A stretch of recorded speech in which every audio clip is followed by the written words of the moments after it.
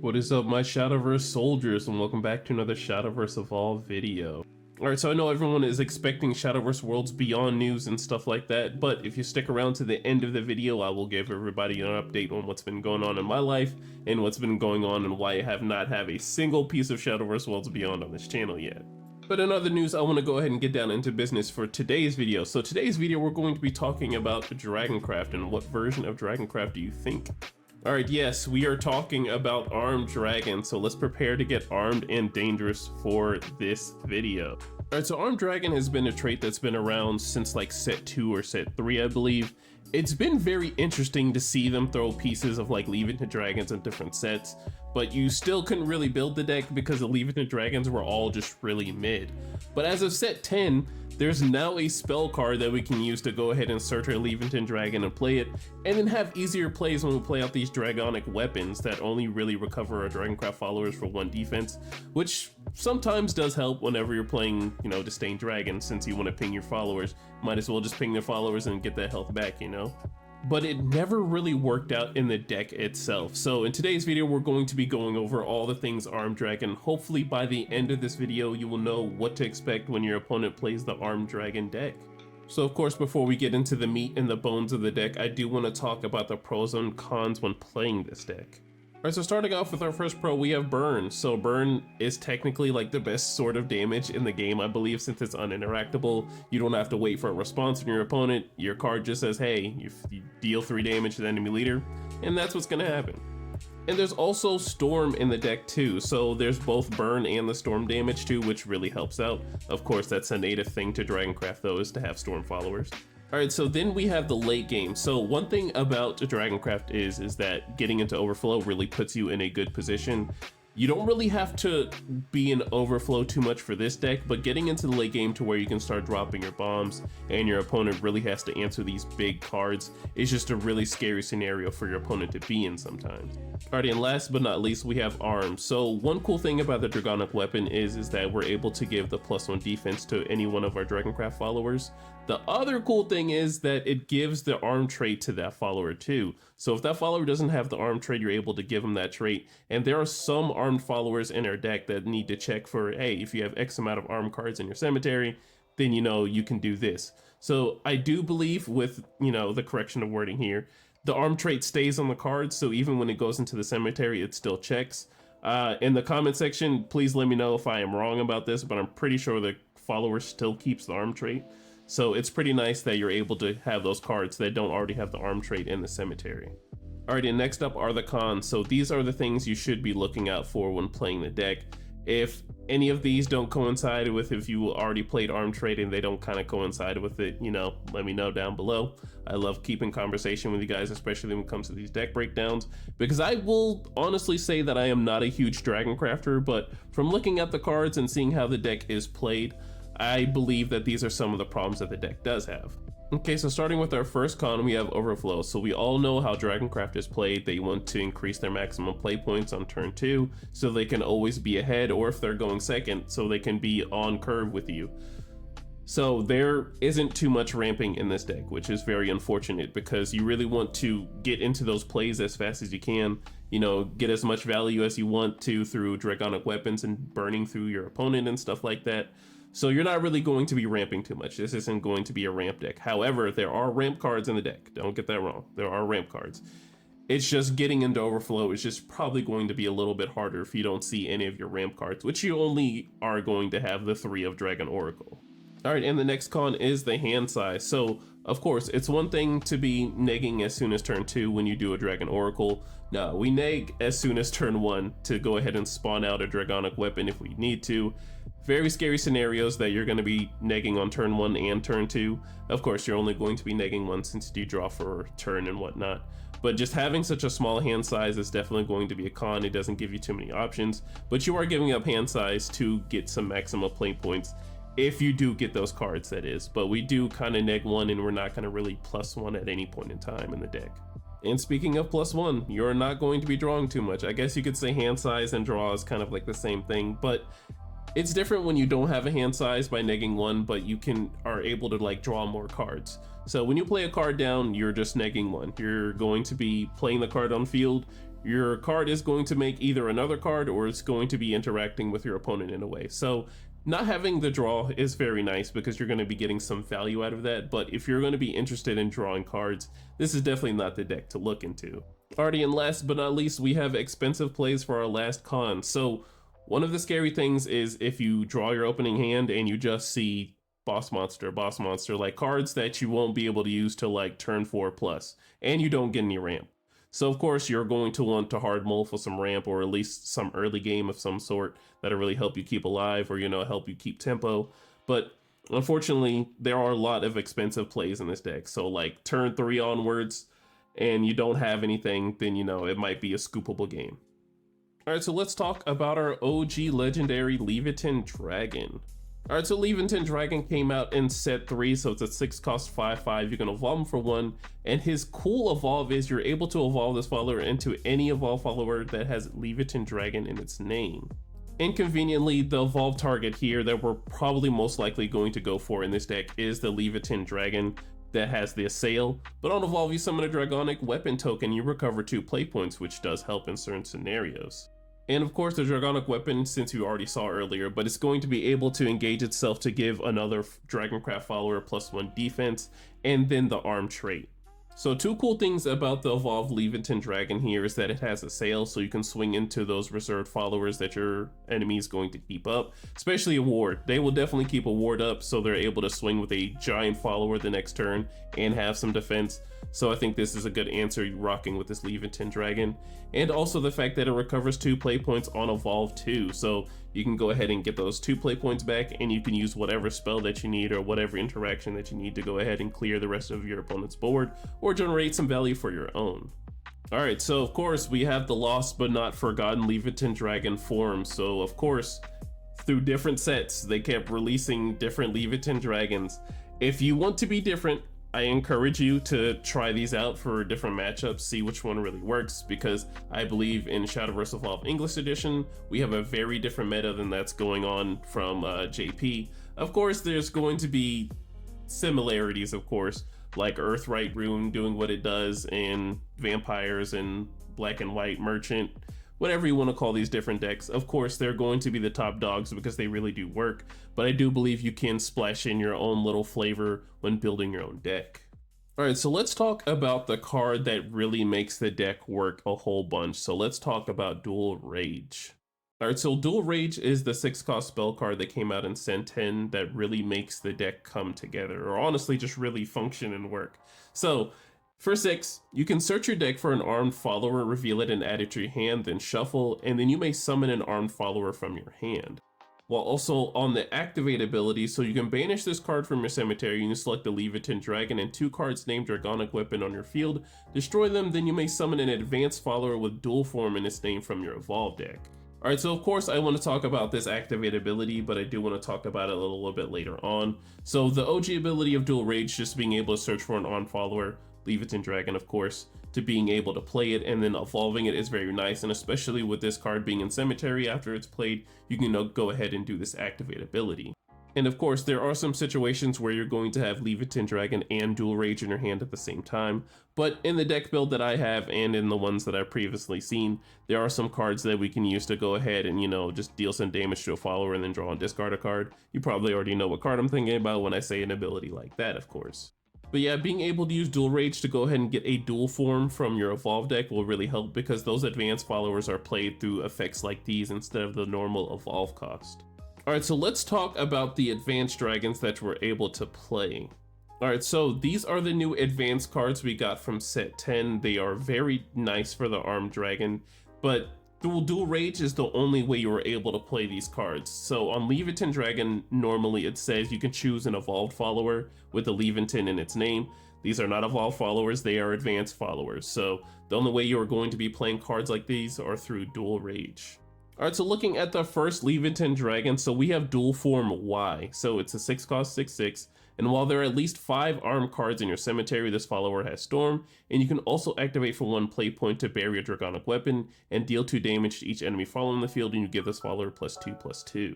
Alright, so like I said, one of the things that is going to be very cool in the deck is that it's going to check for those 5 armed cards to make sure this follower has Storm. So like I said, having the Dragonic Weapon and putting it into the cemetery through the engaging means, of course, gives another follower the arm trait. And like I said, if that is the correct wording, you can give any Dragoncraft follower the arm trait, and it's going to have the arm trait in the cemetery, so it can count for the 5 to give the dual form Y Storm. And of course, using the 1 play point to bury the Dragonic Weapon, which you are going to be spawning out a whole bunch in the deck, because I do believe every follower, if not every other follower that you play, is going to spawn out a Dragonic Weapon in a shape or form. But turning this follower into an 8/8 with Storm is pretty nice too, while also dealing damage to the entire board. Mind you, you can do this ability multiple times. And next up we have Dual Form A, so it's a 6-cost 6/6 as well. It has Rush, but it has a Strike ability, so when it swings, you select the enemy follower on the field and deal it 4 damage, and you give your leader +2 defense, but when he dies, you select the Leviathan Dragon in your cemetery and put it onto the field engaged. Alright, so the one cool thing I want to say about Dual Form A is that it's very reactive. So, of course, the game plan for everybody's turn is they want to get as much value as they can on each of their turns, and that can come in the form of 3 cards, 2 cards, or maybe even 1 giant card. Well, with Dual Form A, it's very reactive, so you're able to swing into a follower, and then if they have 2 followers on the field that aren't too big, you're able to deal with that other one while swinging into another one. But if they have 1 giant follower and you have to trade, it really helps out with this last words effect by choosing a Leviathan Dragon in your cemetery and playing it. If I didn't iterate very enough on the last one about Dual Rage, you do have to select the Leviathan Dragon on your field and put it into your cemetery to get this advanced card out, which is very helpful, so you can go into the evolve the very same turn, because technically advancing is not counting as an evolved follower, so I do believe you're able to do it, you know, twice in the same turn. Not the advance, of course, but, you know, advancing and then evolving if you need to. And do correct me in the comments below if I did kind of talk out of my butt there, but I'm pretty sure you're able to do advance and evolve in the same turn. Alrighty, and lastly we have Dual Form B, so it's still a 6-cost 6/6. It has Ward, but when it comes into play, you deal 2 damage to each enemy follower on the field, and you give leader +4 defense. You can also spend 1 play point to bury a Dragonic Weapon, draw a card, and you may summon an armed follower that costs 3 or less from your hand, and you can activate only once per turn. Okay, in terms of the activated ability, it is very different from Form Y, because Form Y can get very big as long as you have the Dragonic Weapons on field. But being able to draw a card and then putting an armed follower that costs 3 or less on the field really does help out, because there are going to be some of the followers that we look at future on in the video, of course, that we can play that can get some real good damage on your opponent. But of course, not to forget about the fanfare, just playing this card and dealing 2 damage to each enemy follower while having a ward, and then getting the +4 defense on your health is very nice too, especially when you're playing on the back end. Alright, so let's talk about these ways we are able to get these Dragonic Weapons out and these armed followers that really help out for our game plan. Alright, so the first card we're going to be looking at is Dragonic Armor. So it's a 1-cost spell that when we play it, we summon a Dragonic Weapon token, and if we're in overflow, we can summon 2 instead. Alright, so I do believe this card really does help out when we want to spawn a whole bunch of Dragonic Weapon tokens so we can get into those advanced followers for those bigger abilities. And I think this card will really help out whenever we're closing our game for the Dual Form Y. And next up we have Hammer Dragonewt. So he's a 2-cost 2/2. When he comes into play, you look at the top 4 cards of your deck and you may reveal an arm spell from among them and add it to your hand. You put the remaining cards at the bottom of your deck in any order. Alright, so I don't believe it's going to be every time when you play this card that you're going to get a hit, but we do have lots of targets in the deck. We do have the Dragonic Armor, we have the Dual Rage, and then we have another spell card that we are going to be talking about later on in the video that we can search that is a type of removal that also spawns as a Dragonic Weapon. And of course, if you've been playing Dragoncraft and if you needed your turn 3 removal, you are not unfamiliar with this card. So we have Draconeer Knuckle Dragon. So he's a 3-cost 3/3. When he comes into play, you summon a Dragonic Weapon token. And if you are unfamiliar with Draconeer, he is going to be very helpful in the mid game, especially with dealing with 2 targets on your opponent's field. Alright, and lastly here we have our new card that came out of set 10. We have Gallant Dragonewt. So it's a 2-cost 2/2. So when he's played, you look at the top 2 cards of your deck, you may reveal an armed card from among them and add it to your hand, put the rest of the bottom of your deck in any order, and if there are at least 3 armed cards in your cemetery, you summon a Dragonic Weapon token and you recover 1 play point. Alright, so the one combo I'm already thinking of when playing this card is with the dual form B. So playing dual form B and getting rid of the Dragonic Weapon token, and while also playing another Dragoncraft follower, well, the armed follower of course, you can go ahead and draw your card, get rid of the Dragonic Weapon, play the Galleon Dragonewt, look at the top two. You may hit an armed card, you may not, you know, it's kind of like Crystallia Lily. When you look at top two, the chances of you hitting are just up in the air. But you do get to add the one card already from the dual form B, so you did get to replace the card that you are playing. But the last half with the Dragonic Weapon and the recover one play point, which will really just happen anyways, just because you already have the two cards in there. You just gotta make sure you've played another card throughout the entire game, which would have already worked. So being able to do this entire ability through dual form B is just a very cool combo I can think of. Alright, so I do want to apologize if I have a whole bunch of honorable mentions in this video. I do not know how you soldiers feel about me throwing the honorable mentions out there, but I do want to give the love to the cards that are lost but not forgotten, of course, like Lance Lizard. Very decent card. It's just being able to be an overflow just to summon a Dragonic Weapon token really is kind of tight, especially with the fact that we don't ramp too much in this deck. So just, you know, having the requirement for overflow really does hurt this card. But it does have this cool static ability on once of each turns, of course. For when it's targeted through an ability, it's able to get that +1 attack and then deal 1 damage to the enemy leader, which, you know, can definitely be helpful, but come on, you're only pinging for 1. Alright, so let's talk about Swiftblade Dragonewt. So Swiftblade Dragonewt came out in set 10, so for 3, he's at 3/3, but when he comes into play, if there are at least 3 armed cards in your cemetery, you summon a Dragonic Weapon token and deal 3 damage to each enemy leader. While on the evolved side, he does turn into a 4/4, but you search your deck for an armed follower that costs 2 or less, summon it, and then you shuffle and summon a Dragonic Weapon token. Alright, so this combo is what's going to be filling up the Dragonic Weapons very fast and easy. So like I said, you can use these Dragonic Weapons to go ahead and give followers that don't have the armed trait, the armed trait. So when they do go to the cemetery, they do count for fanfares for Dragonewt and stuff like that.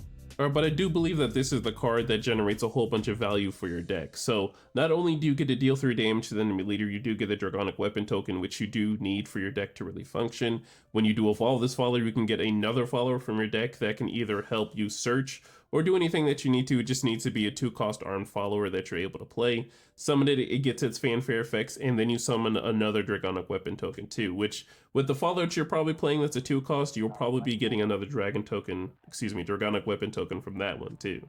Alright, so let's talk about removal for the deck. So these are the things that's really going to be helping us interact with our opponent.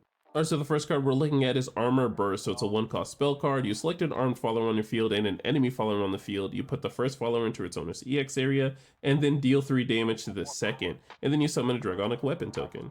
Alright, so like I said, when using the Dragonic Weapon token to give the follower the armed trait, this really helps out with Armor Burst too. So you can kind of like circle fanfares in a way. If the follower doesn't have a fanfare and you just need to get rid of an opponent's card, that helps too. But just being able to replay the same card to get its fanfare effects either twice is just very useful.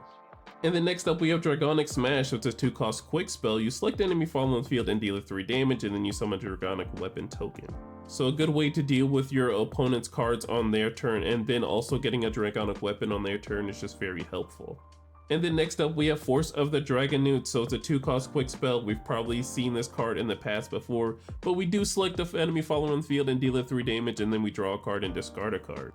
Alright, so this is the card that I was talking about that'll help you draw a card and discard a card. You know, optimally you're going to want to get rid of the Dual Rage if you already have like Leviathan Dragon or something like that. But if you don't have the Leviathan Dragon, or you know, vice versa, I think the optimal card that you do want to get into the cemetery at all costs is the Dual Rage, so you can do the activate ability. Alright, and last but not least, we have Jurva of the Dragonic Male, so he's a 5-cost 5/5. Of course, when he's played, you discard your entire hand, and at the start of your end phase, you deal 5 damage to each other follower on the field, and then you draw a card. So of course, your opponent's going to go wide because they see that you're playing Armed Dragon, and Armed Dragon has the hardest time dealing with multiple targets in one turn, but Jurva really does help out with that by getting rid of our entire hand, which most of the time we may not always need, but since we're playing Dragoncraft, we're not going to be drawing too much anyways, so getting rid of our entire hand really does help to deal 5 damage to the entire board, and then with the Jurva evolved, dealing that damage to leader 2 is going to be helpful. Alright, so let's talk about the neutral followers that are really going to be helping out in the deck, or just the late game targets that you're really going to want to focus on. Alright, so Get In Loser, the new neutral boss monster just dropped. So we have Zelgenia the World. So it's a 5-cost 5/5. When it comes into play, select the enemy follower on the field. If there are no other followers on the field, you destroy it and then draw a card. Now the fan failures, if your leader's defense is 10 or less, you give it +5 defense, but you can also spend 10 play points to banish this card from your cemetery. You may put a Zelgenia Old Great World from your evolved deck into your EX area. So looking at the Old Great World, so it's a 10-cost 10/10. At the start of your end phase, if this card is in your EX area, you deal 4 damage each enemy leader and enemy follower on the field, but when it comes into play, you deal 10 damage each enemy leader and enemy follower on the field. Alright, so this is the boss monster of the deck. Of course, we have the Leviathan Dragon that we're going to be using, but I think this is going to be the boss monster that you're going to be playing, because spending those 10 play points to going ahead and putting the advanced follower into the EX area, and then dealing 4 damage to the entire board at the end phase, your opponent's not going to really be interacting with this card, unless they have the EX removal, which isn't too common these days. But having this card in the EX area and then holding up like 10 damage in one turn to the leader and to the board is just something to be very scared of. Alright, so I wanted to include Sylvia into the line here just because some people might be on a bit of a budget and they still want to play Armed Dragon. They see, oh, you know, Zelgenia of the World. You only do need the 1 of in the deck, but I do believe since it is set 10, it might be more of a, you know, pricier purchase. So if you don't have the set 10 means of getting the Great World, you know, you can go to Sylvia, get a little bit of a more budgeter like boss monster there, but I think she still has her merits, of course, being a 7-cost 6/6, and then being able to deal 5 damage to face is still helpful. Alright, so let's talk about the tech for this deck.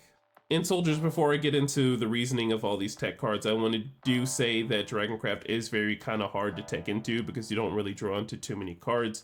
Most of the engines, you do have the means of responses and whatnot, but not everything has the answer for every deck, of course. Alright, so starting off with the first card, I will always say that Angelic Snipe is just a good card to use against someone who's playing very aggressive. Black and White's going to be playing very low to the ground, and that's not something that you're going to really enjoy. Of course, naturally, in Dragoncraft, we do have Blazing Breath, but we do want to include the extra Angelic Snipe just in case your opponent is playing very low to the ground. And of course, we can't forget about Paradise Vanguard. Earthright is still going to be around. We want to stop those Rileys from hitting the cemetery because as soon as they spend those 6 play points, we're not going to have a very good time. And the fact that Ceridwen's going to be evolving and making Riley free out of Cemetery and then playing her and she gets all of her fanfare effects, which is going to be very annoying to deal with, so we go ahead and just banish her to begin with. Alrighty, next up we have Angelic Barrage. So I do believe that this is the GOAT in terms of the tech lineup. So being able to deal 1 damage to the entire enemy board really does stop turns, I'd say, especially when you're going up against Puppet Forest, or when you're going up against Black and White when they go for their monochrome dual activate ability, or especially when they're able to go, or another deck being the Vampire deck, especially when they get those Force Bats and they're not able to buff up their defense and they leave them at the 1 defense and they have like a board full of bats. Angelic Barrage is just truly a GOAT. Alright, and lastly, so I wanted to give the extra recommendation because of course, you know, the 3 cards we just looked at are just always GOAT staples. I think Knight's Way is always something you want to look at in Dragoncraft just because we don't draw too much. Especially taking the fact this is just an amulet that's going to sit on board. Yes, it is going to stop the amount of Dragonic weapons that we are going to have on field, which does suck. But we do kind of want to, you know, get through our deck as much as possible to see our answers. So I think Knight's Way is just a decent tech. I wouldn't say it's exactly a tech for a certain deck. It's just if you're going up against maybe like a control matchup and they're not really interacting with you too much, Knight's Way is just a good amulet to go ahead and get some more value within your deck a little bit so you can get to your answers a lot quicker. Alright soldiers, and we made it to the grade of the deck. So if you know how this goes, before we get into the grading of the deck, I want to show you a personal brew that I have. Most of the ARM decks kind of look the same. There might be a 1 or 2 card difference, but that's really how Evolve has been going. When we get into those later sets, of course, we're probably going to have a very different in how decks are built, of course. But as of right now, there's probably only going to be a 1 or 2 card difference. But when looking at this list, I don't want you to take it 1 for 1, of course, you know, spice it up to how you like to build your decks, how you play and stuff like that. I highly encourage that. Alright, so here is my list for Armed Dragon. So I personally put a little bit of spice in it with the Aelia. So I have my Aelia in the deck and it can be used for 2 different reasons. It's, you know, to increase your maximum play points to get those 2 play points back. And those 2 play points will help you either play the Dragonic Smash or the Galleon Dragonewt or the Hammer Dragonewt. Or you can use the dragon spawning, which I do have one of in this deck too. I wanted to be very different when playing this. Getting into the overflow is really very helpful, and if like you're on turn 6 and you play the Aelia, you'll be in overflow. You get your 2 play points back, you're able to play something like this to put a Dragoncraft follower into the EX area, and then it being free as well. So I really do enjoy that. But I think that's the real big difference that I have in this list is the Aelia, because you don't really ramp too much. Of course, we have the 3 Dragon Oracle, just a staple in Dragoncraft, but we don't ramp enough in this deck. Or if you don't ramp on turn 2 because you don't see Dragon Oracle, you can at least get like a turn 5 ramp, especially if you're not going up against an aggressive deck or anything. Or you can wait until overflow to do Aelia's second ability of being able to get that Devoted Dragon, give your leader the +2 defense. And the cool thing about Aelia is if you have the Dragonic Weapon token, you can go ahead and give her the arm trait like I've been saying throughout the entire video, which, like I said in the comments, correct me if I'm wrong if you can't give the follower the arm trait and the arm trait stays in the cemetery, which we really want. So Aelia not being a dead card by having the arm trait is very helpful too. But yeah, like usual, I'm going to have the deck code in the description below if you want to take a closer look at it. Of course, I highly encourage you to change it around. And if I sound like a buffoon and fool with the arm trait thing that I've been going on with, you know, Aelia can definitely get cut. But I just do believe that Dragon's Heart is really just ramping as much as possible. So if you don't see the ramp on 2, of course, you're going to be playing like a normal game. And if you see the Dragon Oracle late, you know, good, you can use the Dragon Oracle then. Or if you're on turn 5, you don't really have anything to do, you can do Aelia, you know, ramp and get those 2 play points back. And like I said, if you get into the overflow, you can use the dragon spawning if you need to. Just a 2-cost play that'll really help out in your deck if you need to. Alright, so I'm not going to lie, soldiers, I had a hard time placing the grade of this deck, honestly, because the deck has some merits. It has like a bit of tempo, like it actually functions, and it works. And I think set 10 is where the arm trait really does take off. Like it only gets better from here, honestly. And you know the rule, or you know the thing I always say in every video, every other video, whatever reveals that I'm doing, is if they keep printing support of it, it'll eventually get good. So arm trait set 10 is where it's at. So set 3 is where we got the Leviathan Dragon. Those dragons sucked in set 3. I'm sorry, I don't want to say cards suck at all, but like you weren't able to play the deck. It's set 10, 7 sets later, and we're finally able to play the deck, and the deck is pretty decent, I'd say.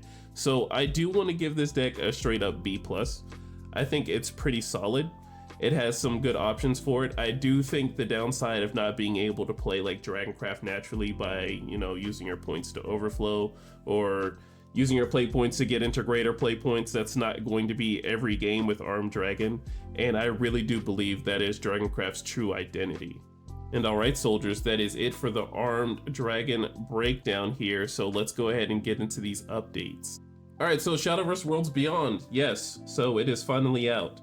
I am working very hard on the format of my current podcast right now that I'm doing the next episode for either tomorrow or the day after that. And that's going to have me talk about the Shadowverse Worlds Beyond stuff that's going on, like the monetization and stuff. So if you want to know my perspective on that, I highly encourage you to check out my podcast episodes. I'm going to try my best to liven things up so you can like at least have something in the background to look at whenever I am now like, you know, just yapping away. Since we do have the Shadowverse Worlds Beyond game, that'll provide like just some perfect content to look at while you're listening to me yap. And of course, we're going to be talking about all the things in Shadowverse Evolved, Shadowverse Worlds Beyond, anything Shadowverse that's going on. You know how the podcast goes if you've already watched a couple episodes. But if you are new to it, I highly encourage you to tune into the next episode at the end of every set, or you know, post set, since, you know, I'm going to be a little late here. I do my little updates on what's been going on with the community, what's been going on from X set to, you know, the next set. So we're going to talk about all the things from set 9 going into set 10. And then right before set 11 comes out, we're going to do another episode where we're going to talk about everything that's happened from set 10 to set 11. But yeah, getting back into the Worlds Beyond news here, so I am going to be talking about that stuff tomorrow, and I'm sorry I'm very late. I just didn't really want to do everything that everybody's been doing because I've been seeing a lot of content creators, you know, pushing these decks out and everything. And with how, like, the first set was kind of built, like, all the decks kind of were just, like, played the same. Or I wouldn't say played the same, but, like, all the good cards, of course, you need all of the legendaries and you need all of the decent gold cards and stuff like that. But, you know, of course, I don't want to get too deep into it because, you know, I said check out the podcast tomorrow. But, like, I've just been a little bit behind on the Worlds Beyond thing. Of course, I have the one deck that I do want to play, and I do plan to do lots of content for Shadowverse Worlds Beyond since you guys did request that. I just want to do everything, or at least want to do Worlds Beyond content that not everybody's already doing. So initially, I do want to say look forward to like the first episode. I'm going to be doing the story on this channel. I will say I'm very interested in the story. I looked at the prologue. I really do enjoy the new Runecraft leader because, you know, I'm like just obsessed with Runecraft. But I am obsessed with these new leaders and I do want to learn about them. But alright soldiers, that really wraps up all for today's video. I appreciate you all for watching all the way through. And if you didn't and you skipped around, I still love you nonetheless. You are all still Shadowverse soldiers. And to any newcomers, thank you for coming to the channel, and, you know, subscribing would really help out. Especially helps out with numbers and stuff because we want to be, you know, one of the biggest Shadowverse Evolve content creators out here because we love seeing new people come into the game and playing the Evolve version of Shadowverse. But alright soldiers, make sure you are safe in whatever you do tonight and safe whatever you do for the rest of the year. Make sure to like, comment, and subscribe, and I will see you in the next one. Bye. Yeah, TRINN. Just to get you away. What I got to do, what I got to do.